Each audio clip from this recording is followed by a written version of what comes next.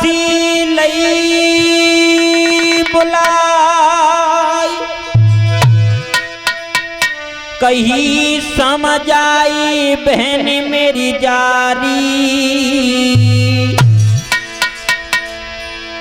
और मेरे सैया को टेर के महल में गुइया लारी।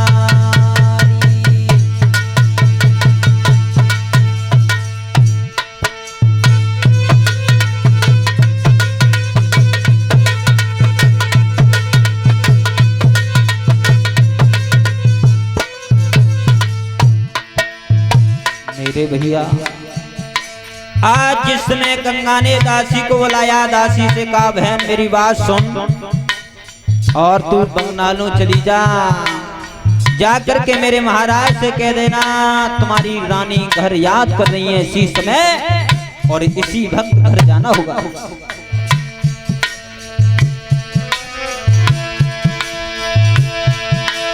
ये दासी लही बुलाई कही समझ आई बहन मेरी जारी, बहन मेरी जारी। मेरे सैया को टेर के महल में गुइया लारी, मेरे राजा को टेर के महल में गुइया लारी।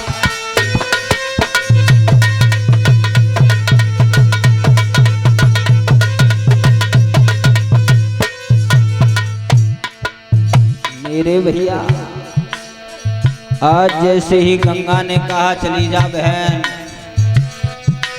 अरे सुने दासी मेरी बात जी निकट राजा के जाइए और राजा बैठे गद्दी पे तू बीच चौक में जाइए।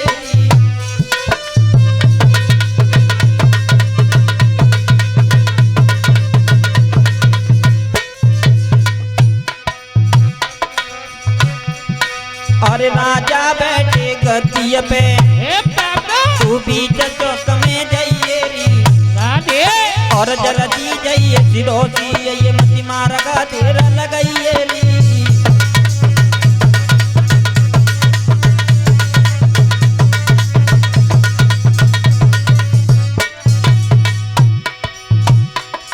ध्यान रखना। आज जैसे ही वो दासी बंगला में पहुंची महाराज को प्रणाम किया, महाराज की जय हो। शांतनु महाराज कहने लगे दासी अचानक कैसे आना हुआ है? तो वो दासी ने सारा हाल बताया गंगा के बारे में और कहा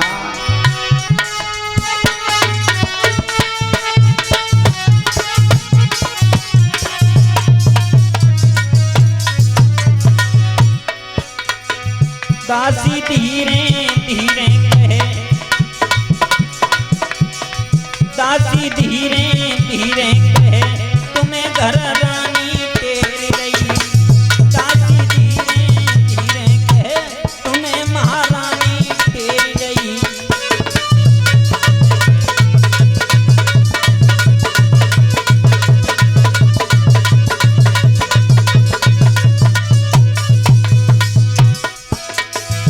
रानी तेरी रही रे तुम्हें महारानी तेरी रही।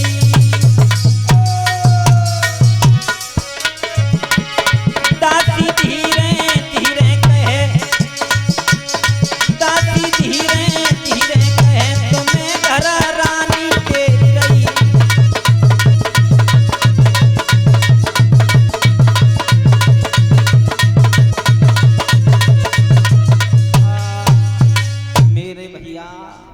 आज जिसमें दासी पहुंची है सारा हाल बताया रानी के बारे में। महाराज आपको घर रानी याद कर रही हैं। इसी समय इसी वक्त आप अपनी रानी के पास चलो।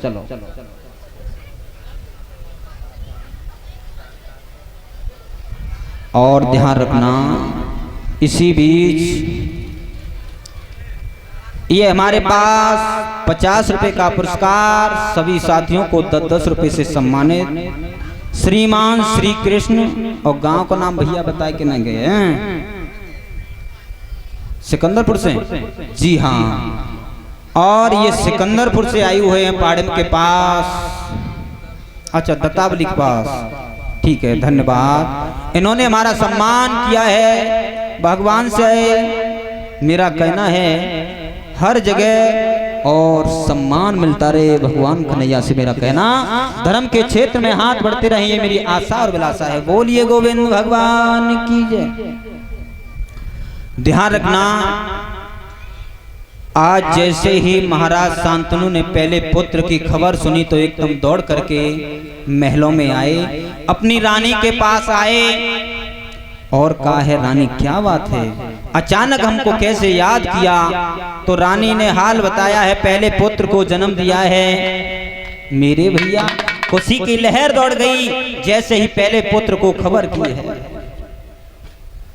धीरे धीरे धीरे धीरे समय का चक्र चलता गया और उस गंगा ने पहले पुत्र को जन्म दिया और पहले पुत्र को गंगा में डुबा करके खत्म कर दिया।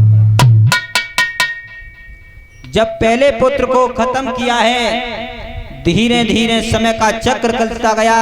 एक नहीं बल्कि 7 पुत्रों को मार दिया है गंगा ने। गंगा ने 7 पुत्र को मार दिया। 8वें पुत्र की बारी आई तो 8वें पुत्र को जन्म दिया और 8वें पुत्र को मारने के लिए चली है गंगा। गंगा के किनारे जैसे ही पहुंची, डुबाने की कोशिश की है तो महाराज शांतनु ने आवाज लगाई, गंगा ये तू क्या कर रही है? ऐसे ही पुत्रों को मारती रहेगी तो मेरा वंश आगे की ओर कहां से बढ़ेगा? मेरे भैया, तो जैसे ही गंगा ने कहा महाराज शांतनु से, महाराज जब हमारी और तुम्हारी शादी हुई तो मैंने क्या कहा कि मैं कोई भी काम करूं, अच्छा करूं या बुरा करूं, आप उसमें बाधा नहीं डालोगे। 8वें पुत्र को महाराज शांतनु को गोद में दिया और वो गंगा सदा सदा के लिए चली गई। बोलिए वृंदावन बिहारी लाल की। अब वो 8वां पुत्र था, उसका नाम रखा गया है देवव्रत। क्या नाम रखा गया? देवव्रत। धीरे धीरे बड़ा हो रहा है देवव्रत। जब 7 वर्ष की अवस्था हुई देवव्रत की तो महाराज शांतनु ने परशुराम के पास देवव्रत को विद्या सीखने के लिए भेज दिया। जब विद्या सीखने के लिए भेज दिया, अब धीरे धीरे समय चलता गया और एक दिन की बात, महाराज शांतनु एक बार फिर से शिकार खेलने के लिए और आगे की ओर बढ़े। आगे की ओर बढ़े, गंगा की तलहटी पर महाराज शांतनु टहल रहे थे। उसी समय एक लड़की दिखाई दी, सुंदर राजकुमारी दिखाई दी है। महाराज शांतनु कहने लगे हैं, मैं आपसे शादी करना चाहता हूं। वो लड़की कहने लगी हमसे, हाँ शादी तो मैं आपसे तब करूंगी, आपको नहीं मालूम अभी मैं कुंवारी हूं, मेरे ऊपर मेरे माता पिता का अधिकार है, मेरे माता पिता कह देंगे तो मैं आपके साथ शादी कर लूंगी। महाराज शांतनु उस लड़की के पिताजी के पास पहुंचे, उस मल्लाह के पास में कहा, आप अपनी लड़की की शादी मेरे साथ में क्यों नहीं कर देते? शादी आप एक राजा मालूम पड़ रहे हो। महाराज शांतनु कहने लगे, हाँ मैं राजा हूं, शादी ऐसे नहीं होगी। शांतनु महाराज कहने लगे, शादी फिर कैसे होगी? अब वो मल्लाह कहने लगा है, शादी ऐसे नहीं होगी, मेरी एक शर्त होगी। और वो शर्त क्या है? मल्लाह कहने लगा है, मेरी पुत्री के कोई भी पुत्र पैदा होगा वो राजगद्दी का मालिक वही होगा। शांतनु महाराज कहने लगे, राजगद्दी का मालिक तो बड़ा पुत्र होता है, और बड़ा पुत्र मेरा बेटा देवव्रत है। तो वो मल्लाह कहने लगा तो शादी नहीं हो सकती, मेरी शर्त को मंजूर करो तो ये शादी होगी, नहीं तो ये शादी नहीं होगी। मेरे भैया अब शांतनु महाराज निराश होकर के घर लौट रहे हैं और घर लौट करके आए।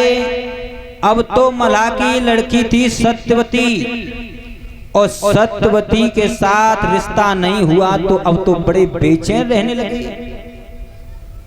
अब घर पे रहते हैं तो बस चिंता वही लगी है, सत्यवती के साथ में मेरी शादी नहीं हुई, क्योंकि इसमें दीवार तो मेरा बड़ा पुत्र देवव्रत हो गया। आज मेरा देवव्रत नहीं होता तो उसके साथ मेरी शादी हो जाती। मेरे भैया अब दिन न चैन रात को नींद नहीं है। महाराज शांतनु को बड़े ही बेचैन रहने लगे। भोजन खाने के लिए बैठते हैं तो पानी में सत्यवती का चेहरा दिखाई देता है। दीवालों की ओर नजर जाती है तो सत्यवती दिखाई देती है। बड़े ही दुखी रहने लगे। महाराज शांतनु बड़े ही दुखी